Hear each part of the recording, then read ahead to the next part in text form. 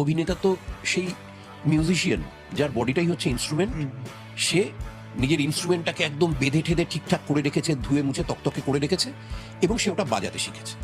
হ্যাঁ, এবার যদি বাজাতে না শিখতো তাহলে কিরকম হতো? ধরো, তাহলে হতো প্রত্যেক ইংরেজির চমৎকার প্রফেসরই হ্যামলেটটা ভালো করতে পারে। মানে তিনি সবকিছু কনসিভ করছেন, চমৎকার ব্যাখ্যা করতে পারছেন, কিন্তু নট নেসেসারিলি তিনি অভিনয়টা মানে ওই জায়গায় নিয়ে যেতে পারবেন যেখানে একজন লরেন্স অলিভিয়ারের থেকে বেটার তিনি করবেন না। তা সেই জন্যে অভিনেতা সেই নিজে কনসিভও করছে, তার ইনস্ট্রুমেন্টটা তৈরি করছে এবং সাথে সেটা বাজাতে শিখছে।